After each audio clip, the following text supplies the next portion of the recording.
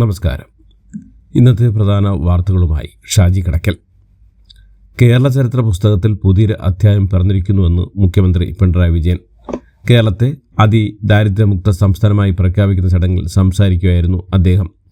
അതിദാരിദ്ര്യമില്ലാത്ത നാടായി ലോകത്തിനു മുന്നിൽ നാം ഇന്ന് അഭിമാനത്തോടെ തല ഉയർത്തി നിൽക്കുകയാണെന്നും ഇത് പുതിയ കേരളത്തിൻ്റെ ഉദയമാണെന്നും നമ്മുടെ സങ്കല്പത്തിലുള്ള നവകേരളത്തിൻ്റെ സാക്ഷാത്കാരത്തിലേക്കുള്ള ചവിട്ടുപടിയാണെന്നും മുഖ്യമന്ത്രി പറഞ്ഞു. കേരളത്തിലെ ശിശുമരണ നിരക്കും മാതൃമരണ നിരക്കും അമേരിക്കയിലെ അപേക്ഷിച്ച് കുറവാണ് എന്ന് ലോകം അംഗീകരിച്ച വസ്തുതയാണെന്നും അവരുടെ GDPയുടെ 0.55% മാത്രമാണ് നമ്മുടേതെന്നും എന്നിട്ടും നമുക്ക് അമേരിക്കയെ മറികടക്കാനായെന്നും ഇതാണ് യഥാർത്ഥ കേരള സ്റ്റോറിയെന്നും മുഖ്യമന്ത്രി പറഞ്ഞു. നടൻ മമ്മൂട്ടി വിശിഷ്ടാതിഥിയായി എത്തിയ ചടങ്ങിൽ മന്ത്രി MP രാജേഷ് അധ്യക്ഷത വഹിച്ചു.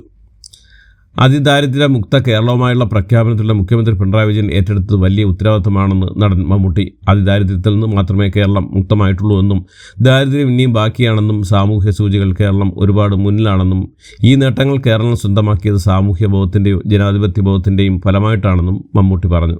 8 മാസങ്ങൾക്ക് ശേഷമാണ് താൻ പൊതുവേദിയിൽ എത്തുന്നതെന്നും കേരളത്തിന് തന്നേക്കാൾ ചെറുപ്പമാണെന്നും മമ്മൂട്ടി പറഞ്ഞു. തെരഞ്ഞെടുപ്പ് മുന്നിൽ കണ്ട് ജനങ്ങളെ വിട്ടുകളാക്കാൻ വേണ്ടി മുഖ്യമന്ത്രി പിണറായി വിജയൻ നടത്തുന്ന PR ആണ് അതിദാരിദ്ര്യമുക്ത സംസ്ഥാനം എന്ന പ്രഖ്യാപനമെന്ന് പ്രതിപക്ഷ നേതാവ് VD സതീശൻ. ഈ പൊള്ളത്തരം പ്രതിപക്ഷം തുറന്നു കാട്ടുമെന്നും നിയമസഭാ സമ്മേളനം സർക്കാർ പ്രഹസനമാക്കിയെന്നും VD സതീശൻ പറഞ്ഞു. പ്രത്യേക നിയമസഭാ സമ്മേളനം ബഹിഷ്കരിച്ചതിന് ശേഷമാണ് പ്രതികരണം. കേരള പിറവി ദിനത്തിൽ സംസ്ഥാന സർക്കാർ നടത്തുന്ന അതിദാരിദ്ര്യമുക്ത കേരളം എന്ന ചരിത്രപരമായ പ്രഖ്യാപനത്തെ ഇകഴ്ത്തിക്കാട്ടാനും ജനങ്ങൾക്കിടയിൽ ആശയക്കുഴപ്പം സൃഷ്ടിക്കാനുള്ള ബോധപൂർവമായ ശ്രമമാണ് ചില സാമ്പത്തിക വിദഗ്ധരുടെയും സാമൂഹ്യ പ്രവർത്തകരുടെയും പേരിൽ പുറത്തു വന്ന തുറന്ന കത്തെന്ന് മന്ത്രി V ശിവൻകുട്ടി. കേരളം കൈവരിച്ച ഒരു ചരിത്രത്തിന്റെ രാഷ്ട്രീയ ലക്ഷ്യങ്ങളോട് അവഹേളിക്കാനുള്ള ശ്രമമാണെന്നും അദ്ദേഹം വിമർശിച്ചു. അതിദാരിദ്ര്യമുക്ത പ്രഖ്യാപനമടക്കമുള്ള സർക്കാർ പ്രഖ്യാപനങ്ങൾ വിമർശിച്ച് KPCC അധ്യക്ഷൻ സണ്ണി ജോസഫ് അതിദാരിദ്ര്യമുക്ത പ്രഖ്യാപനം സർക്കാർ പ്രചാരണത്തിലുള്ള ഉപാധിയാക്കിയെന്നും ഇതിനായി കേരളത്തിന് പുറത്ത് 10 കോടി രൂപ പരസ്യത്തിന് ചിലവാക്കിയെന്നും അഡ്വക്കേറ്റ് സണ്ണി ജോസഫ് ആരോപിച്ചു. അതിദാരിദ്ര്യമുക്ത പ്രഖ്യാപന സമ്മേളനത്തിൽ പങ്കെടുത്തുകൊണ്ട് നടന്മാർ സർക്കാരിൻ്റെ വഞ്ചനയ്ക്ക് കൂട്ടുനിൽക്കരുതായിരുന്നുവെന്നും സണ്ണി ജോസഫ് വിമർശിച്ചു. കഴിഞ്ഞ 9 വർഷമായി CPM നടത്തിയ PR വർക്കിൻ്റെ തുടർച്ചയാണ് അതിദാരിദ്ര്യ നിർമ്മാർജ്ജന പ്രഖ്യാപനമെന്ന് BJP സംസ്ഥാന അധ്യക്ഷൻ രാജീവ് ചന്ദ്രശേഖർ. സർക്കാർ പുറത്തുവിട്ട കണക്കുകൾക്ക് യാതൊരുവിധ ആധികാരികതയും ഇല്ല. സ്വയം സൃഷ്ടിക്കുന്ന മായ പ്രപഞ്ചത്തിൽ കഴിയാൻ ആഗ്രഹിക്കുന്ന മുഖ്യമന്ത്രി കേരളത്തിലെ അതിദരിദ്രരെ വഴിയിൽ ഉപേക്ഷിക്കുകയാണെന്നും അദ്ദേഹം തൻ്റെ രൂക്ഷഭാഷയിൽ വിമർശിച്ചു. അതിദാരിദ്ര്യമുക്ത പ്രഖ്യാപനത്തിൽ സമ്മേളനത്തിൽ ആളെ കൂട്ടാൻ സർക്കാർ കോട്ട നിശ്ചയിച്ചെന്ന് റിപ്പോർട്ടുകൾ. ഓരോ തദ്ദേശ സ്ഥാപനങ്ങളിൽ നിന്നും ആളുകളെ പങ്കെടുപ്പിക്കുന്നത് സംബന്ധിച്ചുള്ള കോട്ട നിശ്ചയിച്ചുകൊണ്ട് സർക്കാർ കത്തയച്ചു. തദ്ദേശ സ്ഥാപന സെക്രട്ടറിമാർക്ക് ജോയിന്റ് ഡയറക്ടർക്കാണ് കത്ത് അയച്ചിരിക്കുന്നത്. ഓരോ പഞ്ചായത്തിൽ നിന്നും 200 പേരെ പങ്കെടുപ്പിക്കണമെന്നാണ് നിർദ്ദേശം. കേരളം അതിദാരിദ്ര്യമുക്തമായെന്ന പ്രഖ്യാപനത്തെ പ്രശംസിച്ച ചൈനീസ് അംബാസഡർ ചരിത്രപരമായ നേട്ടത്തിൽ കേരളത്തെ അഭിനന്ദിക്കുന്നുവെന്ന് ഇന്ത്യയിലെ ചൈനീസ് അംബാസഡർ ഷു ഫെയ് ഹോങ് സമൂഹമാധ്യമമായ Xൽ കുറിച്ചു. മുഖ്യമന്ത്രി പിണറായി വിജയൻ്റെ ചിത്രമടക്കം പങ്കുവച്ചാണ് പ്രശംസ. മുഖ്യമന്ത്രി പിണറായി വിജയനെതിരെ വിവാദ പരാമർശമായി മുസ്ലിം ലീഗ് സംസ്ഥാന ജനറൽ സെക്രട്ടറി PMA സലാം. മുഖ്യമന്ത്രി പിണറായി വിജയൻ ആണെന്നും പെണ്ണും കെട്ടവനാണെന്നുമായിരുന്നു PMA സലാമിൻ്റെ വിവാദ പരാമർശം. മലപ്പുറം വാഴക്കാട് പഞ്ചായത്ത് മുസ്ലിം ലീഗ് സമ്മേളനത്തിലാണ് PMA സലാമിൻ്റെ വിവാദ പ്രസംഗം.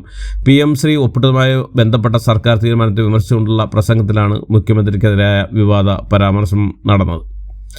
മുഖ്യമന്ത്രി പിണറായി വിജയനെതിരെ മുസ്ലിം ലീഗ് സംസ്ഥാന ജനറൽ സെക്രട്ടറി PMA സലാമിൻ്റെ വിവാദ പരാമർശം തരംതാണ നിലപാടെന്നും വ്യക്തി അധിക്ഷേപം പിൻവലിച്ച് PMA സലാം കേരളീയ സമൂഹത്തോട് മാപ്പ് പറയണമെന്നും CPM മലപ്പുറം ജില്ലാ നേതൃത്വം. രാഷ്ട്രീയ വിമർശനങ്ങൾക്ക് അവസരം ലഭിക്കാതിരിക്കുമ്പോൾ മോശം പരാമർശങ്ങളിലൂടെ അപകീർത്തിപ്പെടുത്തുമെന്നുള്ളത് വ്യാമോഹമാണെന്നും മുഖ്യമന്ത്രിയുടെ അധിക്ഷേപത്തിലൂടെ തകർക്കാമെന്ന് ആരും കരുതേണ്ടെന്നും ജില്ലാ സെക്രട്ടേറിയറ്റ് വ്യക്തമാക്കി. വിവാദ പരാമർശം കേരള രാഷ്ട്രീയത്തിൻ്റെ പാരമ്പര്യത്തെ പോലും കളങ്കപ്പെടുത്താണെന്നും ലീഗിൻ്റെ സാംസ്കാരിക അപജയമാണ് ഇതിലൂടെ വ്യക്തമായെന്നും CPM മലപ്പുറം ജില്ലാ നേതൃത്വവും വ്യക്തമാക്കി. കോൺഗ്രസ് പാർട്ടിയിൽ ഇപ്പോൾ സമാധാനമുണ്ടെന്നും അത് നിലനിർത്തിപ്പോയാൽ കോൺഗ്രസിന് അത് മതിയെന്നും മുൻ KPCC അധ്യക്ഷൻ K സുധാകരൻ. ഡൽഹി AIC ആസ്ഥാനത്ത് നടന്ന ചർച്ച ഫലപ്രദമായിരുന്നുവെന്നും കോർ കമ്മിറ്റി വന്നത് നല്ല കാര്യമാണെന്നും കോടികളുടെ കൊള്ള നടത്തുന്നവർ വോട്ട് ചെയ്യാൻ മാത്രം മലയാളികൾ മോശക്കാരൻ അല്ലെന്നും K സുധാകരൻ പറഞ്ഞു. തിരുവനന്തപുരം സെക്രട്ടേറിയറ്റിന് മുന്നിൽ നടന്ന ആശാ വർക്കർമാരുടെ സമരവേദിയിൽ എത്തിയത് തന്നെ ക്ഷണിച്ചിട്ടാണെന്ന് രാഹുൽ മാങ്കൂട്ടത്തിൽ MLA. സമരവേദിയിലെത്തിയ തന്നെ ഇറക്കിവിട്ടുവെന്ന മാധ്യമങ്ങളുടെ വാർത്തകൾക്കെതിരെയും രാഹുൽ ആഞ്ഞടിച്ച് തൻ്റെ അമ്മമാരുടെ സമരമാണെന്നും ഒരു അമ്മമാരും മക്കളെ ഇറക്കിവിടില്ലെന്നും രാഹുൽ പ്രസംഗത്തിൽ പറഞ്ഞു.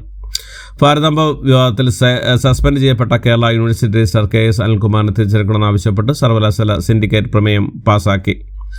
സംസ്ഥാനത്ത് ഗർഭാശയ ഗള ക്യാൻസർ പ്രതിരോധത്തിനായി +1, +2 വിദ്യാർത്ഥികൾക്ക് HPV വാക്സിനേഷൻ ആരംഭിക്കുന്നതായി ആരോഗ്യവകുപ്പ് മന്ത്രി വീണ ജോർജ്. പൈലറ്റ് അടിസ്ഥാനത്തിൽ കണ്ണൂർ ജില്ലയാണ് ആദ്യം പദ്ധതി നടപ്പാക്കുന്നത്. പദ്ധതിയുടെ ഉദ്ഘാടനം കണ്ണൂർ കൂത്തുപറമ്പ് താലൂക്ക് ആശുപത്രിയിൽ വെച്ച് നാളെ രാവിലെ 10:30 മുഖ്യമന്ത്രി പിണറായി വിജയൻ നിർവഹിക്കും. കൊല്ലം കടയ്ക്കലിൽ CPI വിട്ടവർ കൂട്ടത്തോടെ CPM-ൽ ചേരുന്നുവെന്ന് റിപ്പോർട്ടുകൾ. CPI വിട്ട 700-ലധികം പേർ CPM-ൽ ചേരുമെന്ന് CPI മുൻ ജില്ലാ കൗൺസിൽ അംഗം JC അനിൽ അവകാശപ്പെട്ടു. കടയ്ക്കൽ കൺവെൻഷൻ സംഘടിപ്പിച്ചായിരുന്നു പ്രഖ്യാപനം. CPI ജില്ലാ കൗൺസിൽ ചേർന്ന് പുറത്താക്കിയ നേതാവാണ് JC അനിൽ. പ്രാദേശിക പ്രശ്നങ്ങൾ പരിഹരിക്കൽ CPI നേതൃത്വം പരാജയപ്പെട്ടതാണ് പാർട്ടി വിടാൻ കാരണമെന്ന് JC അനിൽ പറഞ്ഞു. ആലപ്പുഴ തൃക്കുന്നപ്പുഴയിൽ വാഹന പരിശോധനയ്ക്കിടെ നിർത്താതെ പോയ വാഹനം ബലം പ്രയോഗിച്ച് നിർത്താനുള്ള പോലീസിന്റെ ശ്രമം അപകടത്തിൽ കലാശിച്ചെന്ന് പരാതി. ഇക്കഴിഞ്ഞ ചൊവ്വാഴ്ചയുണ്ട് അപകടവുമായി ബന്ധപ്പെട്ട് ജില്ലാ പോലീസ് മേധാവിക്കും പോലീസ് കംപ്ലയിന്റ് അതോറിറ്റിക്കും പരാതി നൽകാൻ ഒരുങ്ങുകയാണ് പരിക്കേറ്റ യുവാവ്. സാമ്പത്തിക തട്ടിപ്പ് കേസിൽ അറസ്റ്റിലായ വ്യവസായി മുഹമ്മദ് ഷർഷാദ് റിമാൻഡിൽ. എറണാകുളം ACJM കോടതിയാണ് പ്രതിയെ 14 ദിവസത്തേക്ക് റിമാൻഡ് ചെയ്തത്. കേസിൽ കൂടുതൽ പ്രതികളുണ്ടെന്നും പ്രതിയെ കസ്റ്റഡിയിലെടുത്ത് ചോദ്യം ചെയ്യേണ്ടതുണ്ടെന്നും പോലീസ് കോടതിയെ അറിയിച്ച് ഇതിനായി നാളെ കസ്റ്റഡി അപേക്ഷ നൽകാനാണ് തീരുമാനം.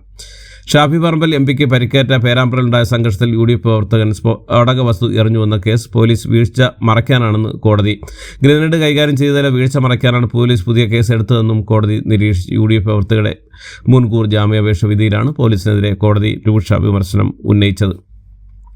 താമരശ്ശേരി ബിഷപ്പിന് വധഭീഷണി. ഊമക്കത്തിലൂടെയാണ് വധഭീഷണി എത്തിയത്. കത്ത് താമരശ്ശേരി പോലീസിന് കൈമാറി. താമരശ്ശേരി ബിഷപ്പ് റെമിജിയോസ് ഇഞ്ചാലിനിയാണ് ഓഫീസിലാണ് കത്ത് ലഭിച്ച സംഭവത്തിന്റെ അടിസ്ഥാനത്തിൽ പോലീസ് അന്വേഷണം തുടങ്ങി. നിലവിൽ ഓസ്ട്രിയൻ പര്യടനത്തിലാണ് Thamarassery bishop Remigiose Inchananiyil. Islamic Defence Force of India എന്ന പേരിലുള്ള സംഘടനയുടെ പേരിലാണ് അബ്ദുൾ റഷീദ് എന്നാണ് കത്തയച്ചത്. സർക്കാർ അർദ്ധ സർക്കാർ പൊതുമേഖലാ സ്ഥാപനങ്ങളുടെ വാഹനങ്ങൾക്ക് KL 90 എന്ന പ്രത്യേക രജിസ്ട്രേഷൻ ശ്രേണി അനുവദിക്കുന്നതിന് സർക്കാർ കഴിഞ്ഞ ദിവസം വിജ്ഞാപനം ഇറക്കി.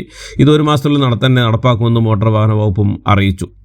കാർഷിക സർവകലാശാലയിൽ നിന്ന് ഫീസ് കുറയ്ക്കാൻ തീരുമാനം. കൃഷിമന്ത്രി ഇന്ന് സർവകലാശാല അധികൃതരുമായി ചേർന്ന് ഉന്നതതല യോഗം വിളിച്ചുകൂട്ടിയിരുന്നു. ഈ യോഗത്തിലാണ് ഫീസ് കുറയ്ക്കുന്ന സംബന്ധിച്ച തീരുമാനം ഉണ്ടായത്.